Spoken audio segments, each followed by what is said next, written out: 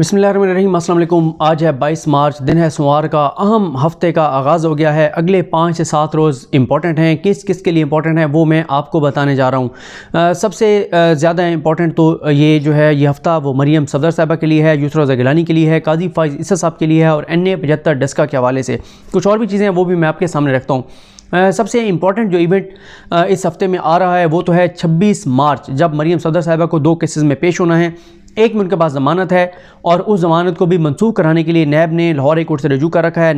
Lahore high court ने उस पर 4 अप्रैल को शायद नोटिस जारी किया हुआ है मरियम साहिबा को, उनके वकील को, और उस दिन मरियम साहिबा को कोर्ट रूम में पेश होना होगा और अगर उस दिन उनकी ज़मानत मनसूख होती है तो उनको कमरा अदालत से निकलते ही गिरफ्तार कर लिया जाएगा और अगर उनके वकील अदालत को मुतमिन कर लेते हैं तो फिर उनको जो नैब की दरख्वास्त है वो मुस्तरद हो जाएगी और उनको गिरफ़्तार नहीं किया जा सकेगा। लेकिन 26 को एक और केस में भी उनको बुलाया गया है और अगर वो नैब को मुतमिन नहीं कर पाती तो उस दिन नैब उनको गिरफ़्तार भी कर सकती है। इसलिए सोचा ये जा रहा है कि आज या कल तो नहीं हो सकेगा, कल 23 मार्च है, यानी आज या 24-25 को यानी इन 3 तारीखों में लाहौर हाई कोर्ट से रजू किया जाए, अबूरी ज़मानत ली जाए और अबूरी ज़मानत लेने के बाद मरियम सफदर साहिबा नैब के सामने पेश हों ताकि उनको गिरफ़्तार ना किया जा सके। दूसरी तरफ नैब को धमकियां देने का सिलसिला जारी है। कल मौलाना फजल रहमान ने कहा कि PDM के तमाम कारकुनान मरियम के साथ जाएंगे। नवाज शरीफ ने उधर से लंदन से बैठकर तकरीर करते हुए कहा कि जो मरियम को स्मैश करना चाहते हैं, उन्होंने फ़ौज पर इल्ज़ाम लगाया कि फ़ौज मरियम को कत्ल करना चाहती है। उन्होंने कहा कि जो मरियम को स्मैश करना चाहते हैं वो खुद मिट जाएंगे। और फिर मरियम ने भी एक बात कही कि बहुत हमने कुर्बानियाँ दे लीं, अब हिसाब लेने का वक्त आ गया है। नैब को उन्होंने कहा है कि अगर आपने मुझे गिरफ़्तार करने की कोशिश की तो अब हमारे कारकुनान जो हैं वो खामोश नहीं बैठेंगे। तो पूरी तैयारी की जा रही है, पूरी तैयारी के साथ नैब के सामने वो पेश होंगी। कानूनी महाज पर भी वो कोशिश करेंगी कि उनको लाहौर हाई कोर्ट से पूरी ज़मानत मिल जाए। सियासी महाज पर भी माहौल बनाया जा रहा है और धमकियाँ भी दी जा रही हैं, कारकुनान को भी साथ लेकर जाया जाएगा। तो देखते हैं इस हवाले से क्या चीज़ सामने आती है। दूसरा जो मामला है वो है काजी फ़ाइज़ साहब का। काजी फ़ाइज़ साहब ने एक दरख्वास्त सुप्रीम कोर्ट में दायर की और उस दरख्वास्त पर उन्होंने तवील दलाइल दिए और उन दलाइल में उन्होंने कहा कि उनकी जो नज़रसानी की दरख्वास्त की समाअत है उस समाअत को लाइव दिखाया जाए, PTV पर उसको लाइव चलाया जाए, तमाम चैनल्स पर लाइव चलाया जाए, तमाम चैनल्स को हुक्म दिया जाए कि वो लाइव चलाएंगे। इस दरख्वास्त पर बड़े तवील उन्होंने दलाइल दिए जिसमें उन्होंने पाकिस्तान पर, पाकिस्तान के रियासी इदारों पर और हुकूमत पर, हुकूमती शख्सियात पर बहुत से लोगों को टारगेट किया, इल्ज़ामात लगाए, बहुत कुछ उन्होंने कहा। उसका फ़ैसला महफूज है और इसी हफ़्ते में सुप्रीम कोर्ट ऑफ पाकिस्तान की जानिब से इस केस का फ़ैसला जो है वो सुनाया जाएगा, क्योंकि उन्होंने कहा था कि एज़ सून एज़ पॉसिबल, गो कि अभी तक कॉज लिस्ट नहीं आई, लेकिन इसी हफ्ते में ज़ाहिर है वो सुनाया जाएगा। उसकी रीज़न ये है कि अगले माह के एंड में जो जस्टिस मंजूर मलिक साहब हैं वो रिटायर हो रहे हैं, तो इसलिए काजी फ़ाइज़ चाहते हैं कि उनकी रिटायरमेंट से पहले नज़रसानी दरख्वास्त का फ़ैसला आ जाए और नज़रसानी दरख्वास्त के ऊपर समाअत भी होनी है, इसलिए पहले जल्दी अदालत जो है ये फ़ैसला सुनाएगी। इसलिए बहुत से चांसेस हैं कि इसी हफ्ते में अदालत ये फ़ैसला सुना देगी। एक और फ़ैसला इसी हफ्ते वो भी मुतवक्की है और वो फ़ैसला है सेनेट इलेक्शन के हवाले से जो वफाकी हुकूमत ने, जो सदर पाकिस्तान ने रेफरेंस भेजा था सुप्रीम कोर्ट ऑफ पाकिस्तान को, जिसमें सुप्रीम कोर्ट ऑफ पाकिस्तान का शॉर्ट ऑर्डर या शॉर्ट राय आई थी, जिसको इलेक्शन कमीशन ऑफ पाकिस्तान ने मानने से इनकार कर दिया था और उन्होंने सीक्रेट बैलेटिंग ही कराई। उसका तफसीली फ़ैसला इसलिए इंपॉर्टेंट है कि हुकूमत को उसका इंतज़ार है। उस तफसीली फ़ैसले का जायज़ा लेने के बाद ये फ़ैसला किया जाएगा कि चीफ इलेक्शन कमिश्नर के ख़िलाफ़ रेफरेंस दायर करना है या नहीं करना।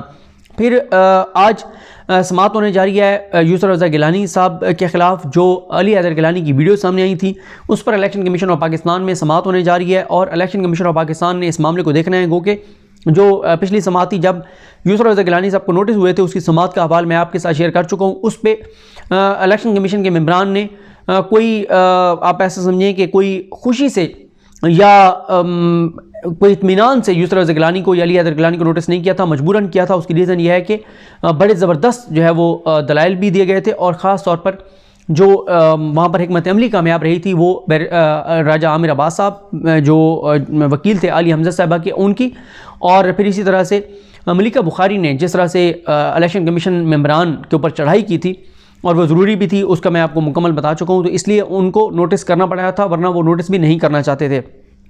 और वो तो मरियम साहिबा के बयानात और यूसुफ रज़ा गिलानी के बयानात की सफाइयाँ देते रहे कि नहीं, उनका ये मतलब नहीं था, उनका ये मकसद नहीं था। और ये भी इंपॉर्टेंट है कि इसी हफ्ते यानी आज या कल ज़्यादा चांसेस हैं कि शायद आज जो इस्लामाबाद हाई कोर्ट है उसमें दरख्वास्त दायर की जाएगी पीपल्स पार्टी की जानिब से। जो पीपल्स पार्टी कह रही है कि इलेक्शन कमीशन, जो पीपल्स पार्टी कह रही है कि चेयरमैन सेनेट के जो इलेक्शन हुए हैं उसमें जो वोट मुस्तरद किए गए हैं, जो वो कहते हैं 7 वोट रिजेक्ट किए गए हैं, वो कहते हैं कि वो दुरुस्त थे, और इस हवाले से दरख्वास्त आज या कल दायर की जाएगी इस्लामाबाद कोर्ट में। उसकी भी इस्लामाबाद कोर्ट में इंपॉर्टेंट हेयरिंग होगी, देखते हैं कि वहाँ से क्या सूरत हाल सामने आती है, क्योंकि वो पीपल्स पार्टी जो पहले कह रही थी कि वोट सीक्रेट होने चाहिए, वोट ट्रेसेबल नहीं होने चाहिए, अब वो कहते हैं कि जो 7 वोट रिजेक्ट हुए हैं वो वोट हमें दिए जाएं, और अब वो उन्हीं वोट्स को हासिल करना चाहते हैं, और वो ये भी कहते हैं कि वोट दुरुस्त है। गो के राना सनाउल्लाह ये कहते हैं कि ये जो वोट रिजेक्ट हुए हैं इसकी वजह पीपल्स पार्टी की टीम थी, जिन्होंने बताया है कि वोट कैसे वोट के ऊपर स्टैंप लगानी है, बैलेट के ऊपर स्टैंप लगानी है। तो वो कहते हैं कि इसके ज़िम्मेदार पीपल्स पार्टी के वो लोग हैं जिन्होंने गाइड किया, और वो इल्ज़ाम लगा रहे हैं पीपल्स पार्टी पर। इसी हफ्ते जो कैप्टन सफदर हैं उनकी एक केस जिसमें ज़मानत है, उन्होंने भी पेश होना है, देखते हैं उस हवाले से क्या चीज़ सामने आती है। और ये है कि देखें रियासती इदारों पर हमले जो हैं वो मज़ीद शदीद हो गए हैं, जैसे कल मरीम ने किया, और कल एक उनके हाफिज़ाबाद के एक रहनुमा जिन्होंने जो अल्फाज इस्तेमाल किए पाक फ़ौज के सिपह सालार के बारे में, वो मैं दोहराना नहीं चाहता, गो कि मैंने उसको कोट ट्वीट करके और ये लिखा था कि रियासती इदारों की ढील की वजह से मामला जहाँ तक पहुँच गए हैं, तो सबको मुबारक हो जो ढील देना चाहते हैं कि बहुत गलीज़ गाली जो है वो बकी गई है जनरल बाजवा साहब को और आर्मी चीफ़ को। अब इस हद तक मामलात आ गए हैं कि कोई भी शख्स खड़ा होकर जिसकी कोई सियासी औकात नहीं है, वो भी इस तरह से खड़ा होकर आर्मी चीफ़ को गालियाँ दे रहा है, और हमारे पता नहीं रियासती इदारे किस चीज़ का इंतज़ार कर रहे हैं, अल्लाह बेहतर जानता है। इसके बाद इसी हफ्ते ही चांसेस हैं कि ख्वाजा आसिफ साहब और शहबाज शरीफ की जानिब से दरख्वास्त ज़मानत जो है वो दायर की जाएगी। जो नून लीग की कोशिश तो है कि ये दोनों दायर करें, लेकिन अभी तक बहरहाल जो दोनों हैं उनकी कोई हिकमत अमली सामने नहीं आई। वो क्या उनकी हिकमत अमली है अभी, जब क्योंकि अब तो वैसे माहौल साजगार हो गया है, पहले तो इसलिए बाहर नहीं आना चाहते थे कि पीडीएम जो है वो लॉन्ग मार्च करना चाहती थी, पीडीएम इदारों पर हमले कर रही थी और इस्तीफ़े देना चाहती थी, वो दोनों पुरसकून थे। अब क्योंकि पीडीएम तितर बितर हो गई है और अब वो चीज़ें नहीं हैं, तो शायद अब दोनों बाहर आने की कोशिश करें। 25 मार्च को सुप्रीम कोर्ट एक इंपॉर्टेंट केस सुनने जा रही है, जिसमें आसिफ अली जरदारी ये कहते हैं कि सुप्रीम कोर्ट के फैसले के नतीजे में आसिफ अली जरदारी के जो मुकदमात यहाँ पर कराची से रावलपिंडी ट्रांसफ़र किए गए थे एहतसाब अदालत इस्लामाबाद में रावलपिंडी में, वो ये चाहते हैं कि ये केसेस वापस कराची ट्रांसफ़र किए जाएं, और इस हवाले से सुप्रीम कोर्ट ऑफ पाकिस्तान 25 मार्च को अहम केस सुनने जा रही है। इसके अलावा इसी हफ्ते जो काजी फायसा साहब ने नोटिस लिया था बल्दियाती इदारों के इंतखाबात के हवाले से, वो केस भी चीफ जस्टिस पाकिस्तान सुनने जा रहे हैं। जो काजी फायसा ने जिसमें एक लंबी चौड़ी एक तकरीर की थी और जहाँ तक कहा था कि ये जो इमरान खान की हुकूमत है ये पंजाब को पाकिस्तान से अलग करना चाहती है, ये मशरक़ी पाकिस्तान का सानिया दोहराना चाहते हैं और ये पाकिस्तान के लोगों से नफ़रत करते हैं, ये जमहूरियत को बदनाम करना चाहते हैं, डिक्टेटरशिप की राह हमवार करना चाहते हैं, और वो सारी चीज़ें इन्होंने कही थी। पीडीएम ने इसी अगले 3 से 4 रोज़ में कोई 72 से 84 घंटे में 3 अहम फैसले करने हैं। पहला फैसला पीडीएम ने यह करना है कि सेनेट में अपोजिशन लीडर कौन होगा। बिलावल जो हैं वो पीपल्स पार्टी के अपोजिशन लीडर के लिए लॉबिंग कर रहे हैं। मरियम और मौलाना कहते हैं कि तय हुआ था कि अपोजिशन लीडर नून लीग का होगा, वो आज़म तारड़ साहब को नामजद कर चुके हैं। पीपल्स पार्टी कहती है कि आज़म तारड़ क्योंकि बेनज़ीर के कातलों के वकील थे, इसलिए हम आज़म तारड़ को के साथ नहीं होंगे और हम अपना पोजीशन लीडर लाएंगे। एक तो ये चीज़ है। दूसरा जो है वो NA 249 के हवाले से पीपल्स पार्टी अब कह रही है कि नून लीग अपने कैंडिडेट को कहे कि वो विड्रॉ करे, मिफ्ता इस्माइल को यहाँ पर हमारा उम्मीदवार लड़ेगा। वहाँ पर भी नून लीग कहती है कि तय हुआ था कि वहाँ पे नून लीग का उम्मीदवार होगा। इस हवाले से शाद काकर अब्बासी ने मुलाकात भी की है बिलावल भुट्टो जरदारी से, और आप अंदाज़ा लगाएं कि एक तरफ तो पीपल्स पार्टी के ऊपर ये तनकीद कर रहे हैं, हमले कर रहे हैं जिस तरह मरियम और सारे, और दूसरी तरफ एक सीट के लिए वहाँ जो है वो मिफ्ता इस्माइल की एक सीट के लिए वहाँ पर शाद काकर अब्बासी ने जाके और वहाँ पे हाज़िरी दी बिलावल हाउस पर, और उन्होंने कहा कि जी आप मिफ्ता इस्माइल के हक़ में अपने उम्मीदवार को विड्रॉ कर ले। और दूसरा ये भी समझ नहीं आती कि अगर इन्होंने इस्तीफ़े देने हैं तो फिर क्यों ये ज़िमनी इंतखाब लड़ने जा रहे हैं मिफ्ता इस्माइल साहब, इस बात की भी समझ नहीं आती।